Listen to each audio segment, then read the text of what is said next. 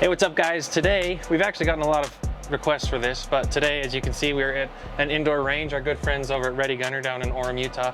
But today we're gonna be talking about some of the drills and things you can do at an indoor range. So a lot of people don't have the luxury of, having tons of private land or even public land to go and shoot on and do all the movement drills and the longer shots. So we're just gonna go over some of the things that personally I like to do when I shoot at indoor ranges. And it does suck because most ranges, indoor ranges, you don't get to draw, you don't get to reload.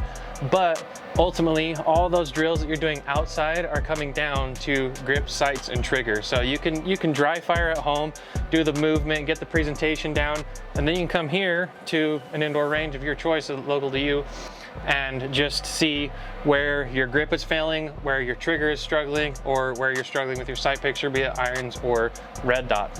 So we're gonna just go over a few things that we like to do at indoor ranges, just for some suggestions. If you guys have any other cool indoor range drills or stuff like that, drop them in the comments. So one of the things I like to do first when I get to an indoor range is just to test my cold performance on accuracy. So it really doesn't matter what target you're shooting on. It could just be, an IPSC with a black dot in the middle. But this is just one of the targets that they have. It's pretty generic. You should be able to find a target similar to this at any indoor range, really. So what I'm gonna do is I'm gonna send this target down to 20 yards, and I'm just gonna do a 5-shot group. I'm not gonna go overly slow or overly fast. I just wanna see how accurate I can be, especially as I'm running a fairly new handgun right now. So I'm just gonna start with 5 cold rounds on target at 20 yards, just to see if I'm struggling anywhere with my grip or my sights or my trigger. I'm gonna go kind of fast just to assess my grip, but we're gonna see how it goes.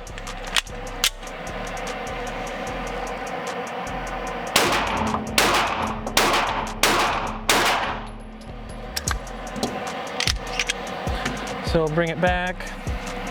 All right, so since this is kind of a new trigger, it's an M&P with an apex in it, I'm still kind of pulling it a little bit to the right, but brought it in, and that's pretty decent accuracy for 20 yards. Now, another tip that we like to do at indoor ranges is you can use a shot timer, but since there's probably gonna be a lot of other people just blasting away, your shot timer's not really gonna work. So what we like to do is set a par time. So you're still getting the stimulus of the beep, and then you kind of have a metric if your shooting was inside the par time of whatever you want to set. You still have that metric to measure against. All right, so I've got my par time set to 2 seconds. I'm gonna send the target to 10 yards, and I'm gonna try and just do 5 headshots in that 2 second par time. Just from a low ready, so I'll just have it ready and present on the beat.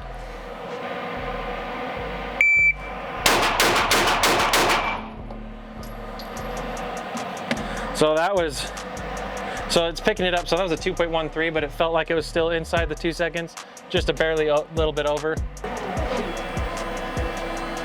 So I'll take those for 10 yards inside 2 seconds, just from a low ready. But you can go and change these drills however you want. You can set the par times, you can set the accuracy standards. But this is just one of the things that you can really start to break it down and test grip, sights, and trigger, because ultimately every drill bleeds down to those 3 things. So in indoor ranges, you can still push the speed and the performance, but like we said before, most ranges won't let you draw. So I'm just gonna be going from like a low ready, compressed ready. So I'm gonna send it to 7 yards and just try a bill drill in that 2 second par time.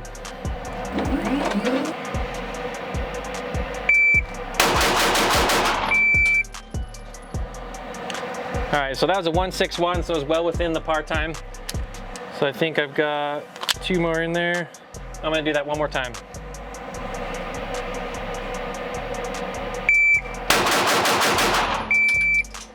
So that one felt really good. That's a 1.5. And your times are gonna be a little bit spicier just because you're not drawing, you're going from a low ready, but the training value is still there. All right, so one thing you should also do when you go to indoor ranges is just have fun. We have this duck target, so we're just gonna test accuracy. Jack just bought a new M&P with iron sights. Thanks, Donovan. So we're gonna see how bad he sucks with irons. We're gonna send this to 15 yards and just try and hit those bullseyes. Wow, that's hard for those bullseyes. Okay, I'm gonna go for the left duck bullseye. And I'll just do top left or bottom left? Top left, the small one. Oh my gosh.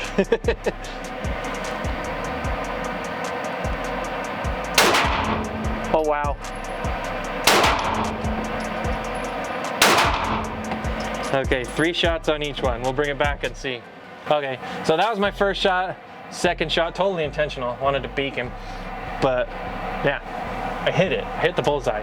So now we'll send it back to 15 and see if Jack can do it with irons. Oh, that's so far. Should I go top right? Yeah, top right.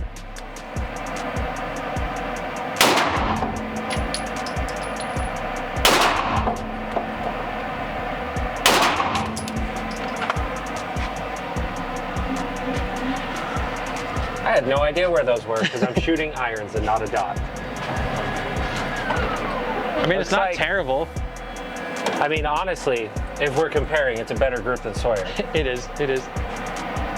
1, 2, 3. Yeah. But with a dot, I'm sure it's much, much better. All right, Which this will have very soon. we'll do one more. Do or die. 25 yards, one shot on one of the big ones. All right, we're at 25 yards. We each get one shot. Go bottom left. I'm gonna attempt the bottom left.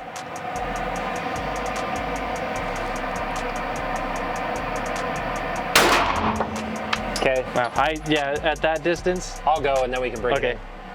The suspense. Bottom right. I went bottom left.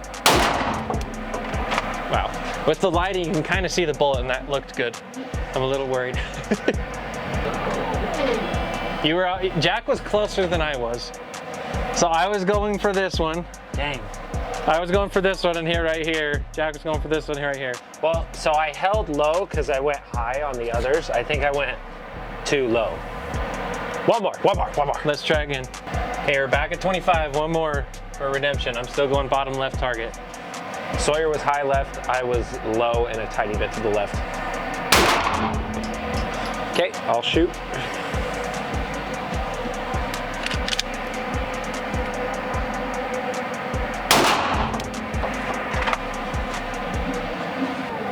Wow. Well, Jack's I pretty stacking much them. keyholed mine.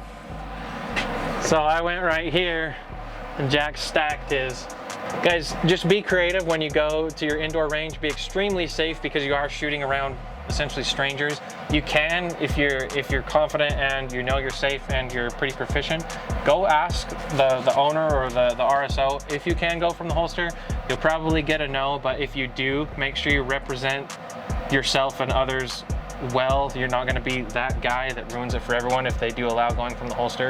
But yeah, just be creative, work grip, sights, trigger. There's lots of ways you can do that, and then practice at home what you can't practice here. You can't go live at home unless you have a really badass house and have a range in your basement. Unless you're Matt Petty.